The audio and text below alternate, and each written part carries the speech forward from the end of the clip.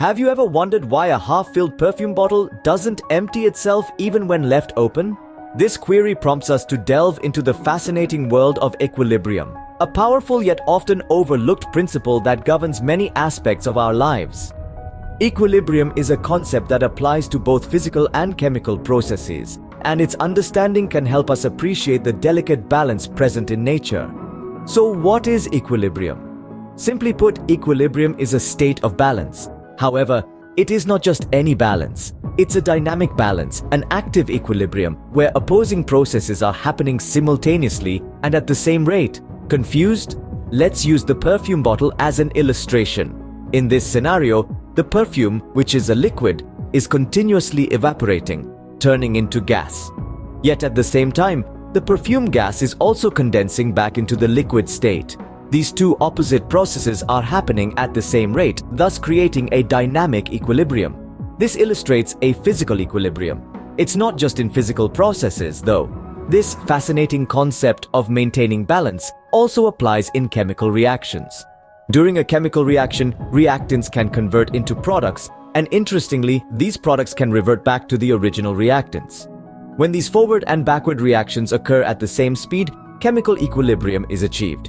Equilibrium, therefore, is about achieving a dynamic balance where opposing processes take place simultaneously at the same rate.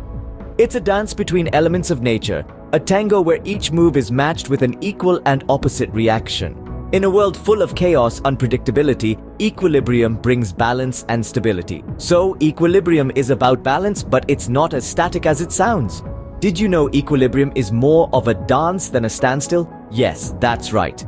Equilibrium is not a state of inactivity, but rather, it's a dynamic, ongoing process. Imagine a dance floor where partners are continuously switching.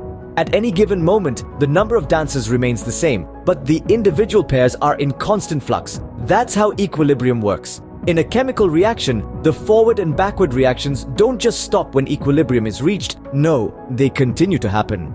But here's the catch. They happen at the same rate. The amount of reactants turning into products and the amount of products turning back into reactants is balanced. It's a perfect harmony, like a well-choreographed dance where every move is matched with an equal and opposite one.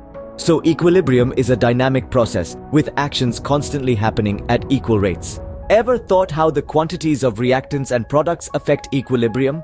Well, this is where the law of mass action comes into play. It's a principle that was proposed back in the 19th century by two Norwegian chemists, Cato Gullberg and Peter Waj.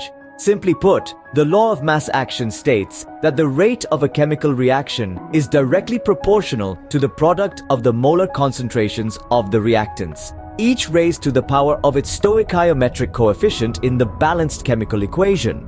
For instance, imagine we have a reaction where reactants A and B form product C. At equilibrium, the rate of the forward reaction, converting A and B into C, equals the rate of the backward reaction, where C breaks back down into A and B. Both these rates depend on the concentrations of A, B, and C. That's the law of mass action, showing us how mass influences the dance of equilibrium.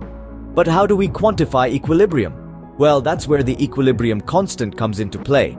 It's a numerical value that provides us with a snapshot of the state of a reaction at equilibrium. It's calculated by taking the ratio of the concentrations of the products to the reactants, each raised to the power of its stoichiometric coefficient in the balanced chemical equation.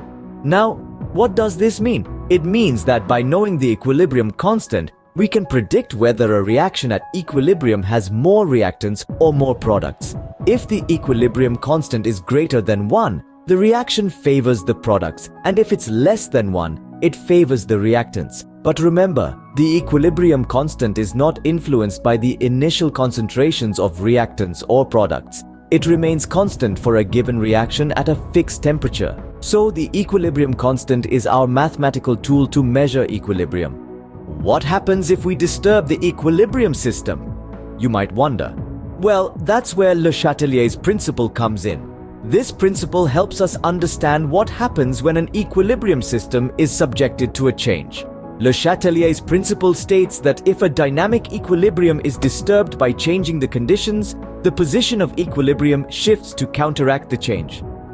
In other words, the system will do whatever it can to restore the balance.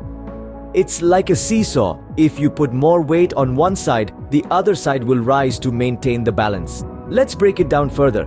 Suppose we have a chemical reaction at equilibrium and we increase the concentration of the reactants. According to Le Chatelier's principle, the system will respond by shifting the equilibrium to the right to consume the added reactants and produce more products.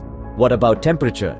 If we increase the temperature for an exothermic reaction, which releases heat, the system will try to cool down. It does this by shifting the equilibrium to favor the endothermic reaction that absorbs heat. And lastly, let's talk about pressure. If the pressure is increased, the system will try to reduce it. How? By shifting the equilibrium position to the side with fewer gas molecules. To illustrate, consider the equilibrium between nitrogen gas, hydrogen gas, and ammonia. If we increase the pressure, the system will respond by shifting towards the side with fewer gas molecules, which in this case is the side of ammonia. Therefore, more ammonia is produced. In summary, Le Chatelier's principle is like a compass guiding us through the landscape of chemical equilibria. It helps us predict how changes in concentration, temperature, and pressure will affect the equilibrium. Remember, the system always strives to maintain the balance. Le Chatelier's principle, our guide to predicting the effect of disturbances on equilibrium. Think about it the next time you are striking a balance, whether it be in a chemical reaction or in life. What about equilibrium in solutions like acids and bases? Well, that's a fantastic question. This brings us to ionic equilibrium and the ionization of acids and bases. Ionic equilibrium refers to the balance that is established in a solution when ions are produced by the ionization of a solute. Take a simple example, like when you dissolve table salt in water. The salt, or sodium chloride, breaks down into its ions, sodium and chloride. This is an ionic equilibrium. Now let's talk about the ionization of acids and bases. Ionization, in simple terms, is the process by which an atom or a molecule acquires a negative or positive charge by gaining or losing electrons. In the context of acids and bases, ionization refers to the process where an acid or a base in a solution forms ions. An acid, when dissolved in water, donates a proton or a hydrogen ion to the water molecules, forming hydronium ions. Similarly, a base accepts a proton from water molecules, forming hydroxide ions. This is ionization of acids and bases.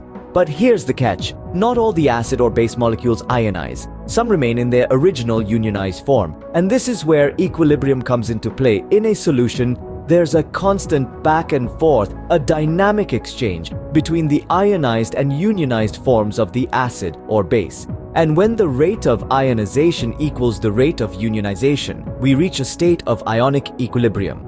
This equilibrium can be represented by a simple equation showing the unionized acid or base on one side and the ionized form on the other. And just like in a dance, these partners keep switching back and forth, maintaining a delicate balance. So that's how ions play their part in the dance of equilibrium.